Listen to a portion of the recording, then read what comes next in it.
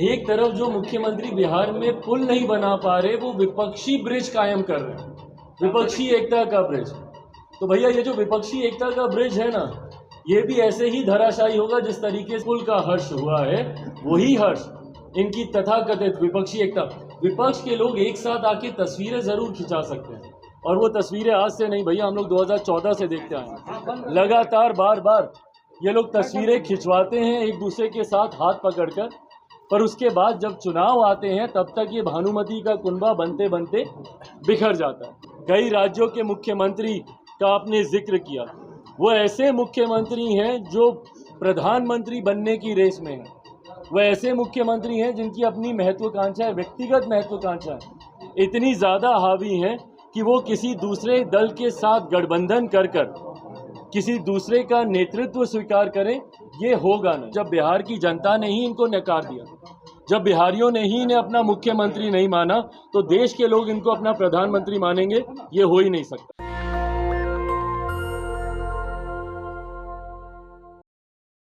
जो सवाल आप लोग बार बार पूछते हैं चुनाव को लेकर, उसी के संदर्भ में ये प्रेस वार्ता है, और चुनाव में गठबंधन को लेकर ये प्रेस वार्ता नहीं है। चुनाव में लोक जनशक्ति पार्टी रामविलास किस एजेंडे के साथ उतरेगी, उस विषय को लेकर ये है। आप सब जानते हैं कि बिहार फर्स्ट, बिहारी फर्स्ट लोक जनशक्ति पार्टी रामविलास का, हमारे नेता आदरणीय रामविलास पासवान जी के द्वारा बनाया गया एक ऐसा विजन डॉक्यूमेंट है जो सही मायनों में विकसित बिहार के निर्माण की बात करता है, जहां पर हम लोग पंचमुखी विकास की हम लोग बात करते हैं। कोई सेक्शन ऐसा नहीं है, कोई सेक्टर ऐसा नहीं है जिसका जिक्र Bihar first, Bihari first vision document में ना किया गया हो।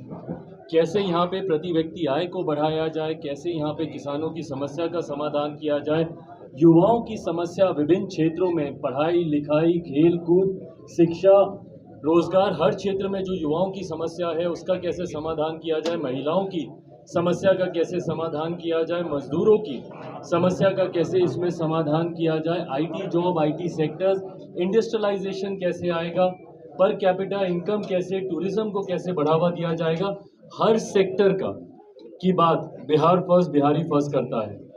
बिहार फर्स्ट, बिहारी फर्स्ट को ड्राफ्ट किए लगभग आज 3 साल होने को आए हैं। 2020 के चुनाव से पहले ही बिहार फर्स्ट, बिहारी फर्स्ट की ड्राफ्टिंग की गई थी। उस वक्त हमारे नेता, मेरे पिता आदरणीय रामविलास पासवान जी भी जीवित थे, और उन्हीं का ही ये सोच रही है, उन्हीं का ये प्रयास रहा है। पर इन 3 सालों में परिस्थितियां कई और बदली हैं, कई ऐसी नई समस्याएं सामने देखने को मिली हैं जिसकी वजह से आज की तारीख में भी बिहार और बिहारियों की स्थिति बद से बदतर की दिशा में ही जाती जा रही है। ऐसे में कई और ऐसे विषय हैं जिसको बिहार फर्स्ट, बिहारी फर्स्ट में जोड़ना ज़रूरी था। कई ऐसे इस दौरान जो विषय हम लोगों ने उठाए, भले वो शराबबंदी को लेकर, विफलताओं को लेकर हो, बिजली को लेकर हो, कई बार हम लोगों ने आप ही के साथ प्रेस वार्ता करते हुए बिजली से जुड़ी हुई कई समस्याओं को, और आज की भी तारीख में ये बड़ा संकट बना हुआ है कि इतनी महंगी दर पे भैया बिहार में बिजली क्यों मिलती है। सीटेड बीटेड के अभ्यर्थियों की बात हो, कई तरीके की इसमें समस्याएं हैं जो पिछले 3 साल के दौरान हम लोगों ने बिहार भर के भ्रमण के दौरान हम लोगों ने लोगों से सुनने को मिली, जिसका अनुभव हम लोगों ने किया। उन विषयों को भी इसमें जोड़ा जाना अनिवार्य है ताकि 2024 और उसके साथ या उसके तुरंत बाद जैसे ही बिहार विधानसभा के चुनाव हो, तो ये एक पूर्ण रूपेण एक ऐसा इसका रूप तैयार हो जो कि पूरे बिहार और 13 करोड़ बिहारियों की ये बात करता हो। ऐसे में आज आप सबके माध्यम से जहां एक तरफ बिहार फर्स्ट, बिहारी फर्स्ट का जिक्र मैं कर रहा हूं, वहीं मैं चाहूँगा कि बिहारी भी अपना सुझाव इसके लिए दें। हम लोग एक व्हाट्सएप नंबर आज आपके माध्यम से हम लोग जारी करने जा रहे हैं, जिसमें मैं चाहता हूं कि तमाम बिहारी, युवा, महिला, बुजुर्ग, अलग अलग क्षेत्र से आने वाले लोग, व्यवसायिक हों, किसान हों, मजदूर हों, वो ज़रूर अपने अपने सुझाव इस व्हाट्सएप नंबर पर दें 7091776636। ये व्हाट्सएप नंबर है जिसमें लिखित रूप में हर बिहारी फ़ोन करके, ताकि इसमें हम लोगों ने लिखा भी है कि अब बनेगा आपके सपनों का बिहार, अभी तक राजनीतिक दल राजनेता सिर्फ अपनी बातें करते आए हैं कि वो क्या सोचते हैं, पर ज़रूरी है कि बिहार क्या सोचता है, बिहारी क्या चाहते हैं। तो उनके सुझाव से उनका घोषणा पत्र तैयार हो, उन्हीं के सुझाव से ये विजन डॉक्यूमेंट तैयार हो, जहां इसका एक बड़ा हिस्सा पहले ही तैयार किया जा चुका है, पर उसमें जो और सुझाव आएंगे इस व्हाट्सएप के माध्यम से, उन तमाम सुझावों पर भी चिंतन किया जाएगा, उसकी भी समीक्षा की जाएगी और जो भी ऐसे महत्वपूर्ण सुझाव होंगे,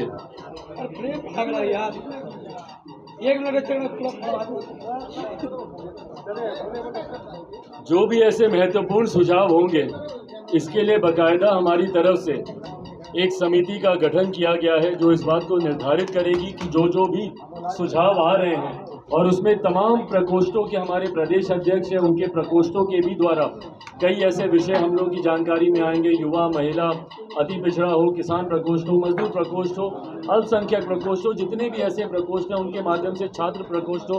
छात्रों की एक बड़ी समस्या रही है, भैया 3 साल का कोर्स 5-5, 6-6 साल तक कंप्लीट नहीं होता, पेपर लीक यहाँ पे हो जाता है। तो इन तमाम विषयों को हम लोगों ने बिहार फर्स्ट, बिहारी फर्स्ट में इनकॉर्पोरेट करने का हम लोगों ने प्रयास किया है। इसी संदर्भ में एक 7 सदस्यीय समिति का भी हम यहाँ पर गठन कर रहे हैं, जिसमें हमारे राष्ट्रीय उपाध्यक्ष डॉक्टर अरुण कुमार जी होंगे, जिसमें हमारे राष्ट्रीय महासचिव एवं पूर्व विधायक श्री सतीश कुमार जी होंगे, इसमें राष्ट्रीय महासचिव डॉक्टर सत्यानंद शर्मा जी होंगे, इसमें हमारी महिला की राष्ट्रीय महासचिव श्रीमती इंदु कश्यप जी होंगी, प्रदेश के हमारे उपाध्यक्ष श्री अशरफ अंसारी जी होंगे, प्रदेश के हमारे उपाध्यक्ष प्रणव कुमार जी होंगे और हमारे प्रदेश के महासचिव कैप्टन नंद कुमार पासवान जी होंगे।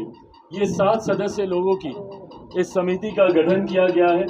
इस समिति का उद्देश्य तमाम आ रहे सुझाव व्हाट्सएप के माध्यम से हो, विभिन्न प्रकोष्ठों के माध्यम से हो, या वैसे भी बिहार भ्रमण के दौरान जितने सुझाव अभी तक हम लोग को मिले हैं, उसकी समीक्षा करके एक इसका अंतिम प्रारूप तैयार किया जाए, ताकि आने वाले दिनों में बिहार फर्स्ट, बिहारी फर्स्ट की हार्ड कॉपी से लेके सॉफ्ट कॉपी तक, घर घर तक हम लोग पहुंचाने का काम करें। इसकी विस्तृत जानकारी मेरे सारे सोशल मीडिया प्लेटफॉर्म्स पर भी अवेलेबल होंगी।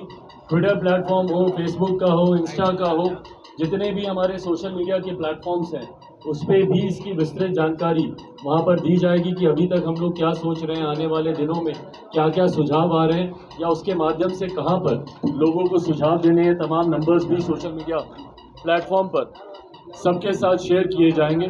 तो अब इस उम्मीद के साथ कि आने वाले दिनों में बिहार और बिहारियों के सपनों का बिहार बने, ना कि किसी नेता और राजनीतिक दल की महत्वाकांक्षाओं का, इस सोच के साथ बिहार और बिहारी पर हर एक बिहारी की भागीदारी की उम्मीद करते हुए इस बिहार पर बिहारी फर्स्ट को आगे लेकर जाने का हम लोग प्रयास कर रहे हैं। ये एक महत्वपूर्ण जानकारी, क्योंकि लोकसभा के चुनाव अब समीप है और पूरी तरीके से पार्टी अब चुनावी मोड में उतर गई है। तमाम तैयारी, पुनः आप लोग गठबंधन पे सवाल पूछो, उससे पहले मैं बोल दूं कि गठबंधन चुनाव के वक्त तय किया जाएगा किसके साथ होना है, नहीं होना है, पर उससे पहले पार्टी की संगठन को लेकर तैयारी हो, पार्टी की नीतियों को लेकर तैयारी हो, बिहार फर्स्ट, बिहारी फर्स्ट को लेकर तैयारी हो, या जनसंपर्क या जन कार्यक्रम को लेकर तैयारी हो। आने वाले दिनों में नवंबर में हम लोग पार्टी के स्थापना दिवस के दिन पटना के गांधी मैदान में हम लोग एक बड़ी रैली का भी हम लोग आयोजन करेंगे, जो कि कहीं ना कहीं चुनाव की ठीक पूर्व संध्या के आसपास होगी।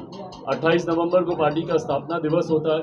उस दिन लोक जनशक्ति पार्टी रामविलास एक बड़ी रैली पटना के गांधी मैदान में करने जा रही है। तो जनसंपर्क के माध्यम से हो, नीतियों के माध्यम से हो, संगठन के माध्यम से हो, प्राथमिकता 2024 और उसके साथ या उसके बाद होने वाले बिहार के विधानसभा चुनाव की तैयारी को लेकर अपने आप को तैयार करना है। अब आप लोग के कोई सवाल? अभी एक पुल टूटी है 28 नवंबर, अभी एक पुल टूटी है, उसकी जांच केंद्रीय एजेंसी से क्या होनी चाहिए, क्योंकि यहाँ बिहार अपना IAS अधिकारी भेजकर हो जाता है। भाई बिल्कुल होनी चाहिए, जांच बिल्कुल होनी चाहिए, क्योंकि बिहार की जांच पर भैया कौन विश्वास करेगा। अगर इन्होंने सही में अगर इन्होंने जांच करवाई होती और अगर ढंग से जांच हो गई होती, तो वही पुल दोबारा इस तरीके से नहीं टूटता, इस तरीके से नहीं गिरता। पहली जांच की रिपोर्ट उस वक्त भी भाई बहुत बड़े बड़े दावे किए गए थे कि पता नहीं IIT रुड़की और कहाँ से क्या, कहाँ है वो रिपोर्ट भाई, किसकी जानकारी में है? पुल निर्माण में था, टूट गया, 2 दिन 4 दिन हल्ला हुआ, सब हुआ, जांच होगी, ये होगा, कार्रवाई होगी, उसके बाद क्या किया मुख्यमंत्री जी? हाथ पे हाथ धर के तकिए के ऊपर सर रख के सो गए। उसके बाद दोबारा उनकी नींद कब टूटती है? जब वही पुल पुनः टूट जाता है। और भाई कब से, दशकों से इस पुल के निर्माण का कार्य चल रहा है, कितनी बार इसकी राशि बढ़ाई गई है और इस तरीके से राशि बढ़ती गई। अगर मेरी जानकारी सही है तो 600-700 करोड़ का ये प्रोजेक्ट था। अभी हाल में जब ये टूटा है तो 1700 करोड़ पर आ गया। अभी इसके बाद अगर दोबारा होगा तो ये 2500, 2600, 2700 करोड़ तक ये जाएगा। तो ये पैसा किसका जा रहा है भैया? टैक्स पेयर्स का ये पैसा जा रहा है और ये पैसा सिर्फ और सिर्फ भ्रष्टाचार की देन चढ़ रहा है ये पैसा। तो ऐसे में जरूर इसकी राष्ट्रीय केंद्रीय एजेंसियों से इसकी जांच होनी चाहिए, क्योंकि मुख्यमंत्री की जांच पर ना बिहार को विश्वास है ना बिहारियों को विश्वास है। विपक्ष की बैठक है, अब मल्लिकार्जुन खड़गे भी आ रहे हैं, राहुल गांधी भी आ रहे हैं, गैर भाजपाई मुख्यमंत्री भी आ रहे हैं, क्या लग रहा है एनडीए गठबंधन को डर होगा इससे? अच्छा, अब यही देखिए, ये दोनों प्रश्न कितने हास्यास्पद लगते हैं सुनने में एक साथ। एक तरफ जो मुख्यमंत्री बिहार में पुल नहीं बना पा रहे, वो विपक्षी ब्रिज कायम कर रहे हैं, विपक्षी एकता का ब्रिज। तो भैया ये जो विपक्षी एकता का ब्रिज है ना, ये भी ऐसे ही धराशायी होगा जिस तरीके से इनका ये निर्माणाधीन ब्रिज धराशायी हुआ। जिस तरीके से इस पुल का हर्ष हुआ है, वही हर्ष इनकी तथाकथित विपक्षी एकता, विपक्ष के लोग एक साथ आके तस्वीरें जरूर खिंचा सकते हैं, और वो तस्वीरें आज से नहीं भैया, हम लोग 2014 से देखते आए लगातार बार बार ये लोग तस्वीरें खिंचवाते हैं एक दूसरे के साथ हाथ पकड़कर, पर उसके बाद जब चुनाव आते हैं तब तक ये भानुमति का कुनबा बनते बनते बिखर जाता है। ये फिर से धराशायी इसी तरीके से ही होगा। और विपक्षी एकता बंद इसको बेटा, विपक्षी एकता की जहाँ तक आपने बात की, भाई महत्वाकांक्षाएं इतनी हैं। कई राज्यों के मुख्यमंत्री का आपने जिक्र किया, वो ऐसे मुख्यमंत्री हैं जो प्रधानमंत्री बनने की रेस में हैं, वो ऐसे मुख्यमंत्री हैं जिनकी अपनी महत्वाकांक्षाएं, व्यक्तिगत महत्वाकांक्षाएं इतनी ज़्यादा हावी हैं कि वो किसी दूसरे दल के साथ गठबंधन कर किसी दूसरे का नेतृत्व स्वीकार करें, ये होगा नहीं। और ख़ास तौर पर बिहार के मुख्यमंत्री का नेतृत्व ना विपक्षी दल के नेता स्वीकार करने वाले हैं, ना ये देश की जनता स्वीकार करने वाली। मैं बार बार दोहराता हूँ, जब बिहार की जनता ने ही इनको नकार दिया, जब बिहारियों ने ही इन्हें अपना मुख्यमंत्री नहीं माना, तो देश के लोग इनको अपना प्रधानमंत्री मानेंगे? ये हो ही नहीं सकता। एक सवाल है, आपने कहा कि गठबंधन पार्टी किसके साथ करेगी ये चुनाव से पहले तय होगा, लेकिन कितने सीटों पर आपकी तैयारी है? अगर आप किसी भी गठबंधन में जाते हैं तो कितने सीटों की मांग रखेंगे आप? भाई मैं कितनी सीटों की मांग रखूं, ये सार्वजनिक करने अगर पहले मैंने कर दिया तो मैं गठबंधन भर की मर्यादा को मैं तोड़ूंगा। ये ऐसे विषय हैं जो गठबंधन के भीतर चर्चा होनी ज़्यादा ज़रूरी है। बहरहाल मैं कई विभिन्न मीडिया प्लेटफॉर्म्स के माध्यम से मुझे भी जानकारी प्राप्त होती है कि मुझे कितनी सीटें दी जा रही हैं, तो कौन सा दल कितनी सीटों पर चुनाव लड़ने की बात कर रहा है। हकीकत ये है कि अभी सीटों को लेकर किसी भी गठबंधन में कहीं पे कोई चर्चा नहीं है। सही समय पर जब ये चर्चा होगी, चर्चा पूरी हो जाएगी, वो आप सबके साथ सार्वजनिक कर दी जाएगी। फिलहाल जो क्यास लगाए जा रहे हैं, मैं पूरी अथॉरिटी के साथ कहता हूं कि वो सब गलत है।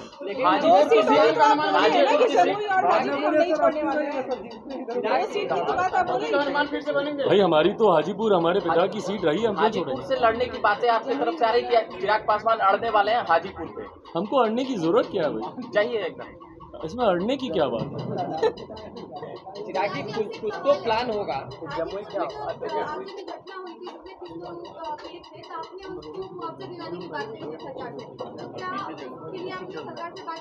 बिल्कुल, मैंने एक पत्र भी मुख्यमंत्री जी को मैंने भेजा है, जिसमें मैंने आग्रह किया है, भाई आगजनी होती है और उसके मुआवजे की राशि कितनी, 9800 उसकी राशि दी जाती है। जिसका सर्वोच्च लुट गया, जिसका घर बार, किताबें, बर्तन, कपड़ा लत्ता, सोना चांदी, जो नगद घर पे रखा हुआ था, जिसका सर्वोच्च लुट गया, उसके लिए बस इतनी सी राशि देकर आप अपना पल्ला झाड़ लेते हैं। ज़रूरी है उनका पूर्णतः उनका पुनर्वास करना। और ये आगजनी की घटनाएं जैसे जैसे गर्मी बढ़ेगी, हम लोग साल दर साल हम लोग देखते आए हैं, बिहार के अलग अलग इलाकों में इस तरीके की घटनाएं घटती रहती हैं। ऐसे में सरकार की जिम्मेदारी है, मुख्यमंत्री जी से भी मैंने आग्रह किया है कि उनके पूर्णतः पुनर्वास का संज्ञान लेना चाहिए। कई ऐसे एनजीओज़ हैं जिनके मैं संपर्क में हूं, जो इसमें ज़रूर सामने से आकर मदद करते हैं, बर्तन कपड़ा लत्ता उनको मुहैया कराते हैं, पर ये राज्य सरकारों की एक बड़ी जिम्मेदारी बनती है। और मैं उम्मीद करता हूं कि आने वाले दिनों में कम से कम उनके पूर्ण पुनर्वास की जिम्मेदारी ये सरकार लेगी। पुल टूटा है, उस मामले में अफसरों पर भी कार्रवाई होनी चाहिए क्या? एब्सोल्युटली होनी चाहिए, क्यों नहीं होनी चाहिए। हर उस दोषी व्यक्ति पे कार्रवाई होनी चाहिए जिसकी लापरवाही की वजह से या जिसकी गैर जिम्मेदारी की वजह से इतना बड़ा हादसा हुआ है। भाई, इस हादसे में कल को कोई बहुत बड़ी घटना भी घट सकती थी, पर अगर कोई ऐसी घटना नहीं घटी, पर उसके बावजूद जो नुकसान हुआ है, और बार बार मैं छवि की बात करता हूँ, बिहार इन्हीं कारणों की वजह से देश में विदेश में गलत कारणों से सुर्खियां बनता। कभी हम लोग का पुल हवा से गिर जाता, कभी निर्माण होता हुआ पुल का एक बड़ा हिस्सा पानी में ढह जाता, कभी यहाँ पे बांध चूहे कुतर जाते हैं। यही कारण है कि बिहार और बिहारियों को इतनी हीन भावना से दूसरे प्रदेशों में देखा जाता है। इस छवि को बर्बाद बनाने में और बिहारियों की छवि को बर्बाद करने की एक बहुत बड़ी जिम्मेदारी लगभग पिछले 2 दशक से रहे हमारे मुख्यमंत्री जी की है ना। उन्हीं के कार्यकाल में ये हो रहा है। आज हम लोग मुजफ्फरपुर गए, वहाँ पे कल खुलेआम दिन दहाड़े गोली मारकर हत्या कर दी गई। आप बताइए, जिस प्रदेश में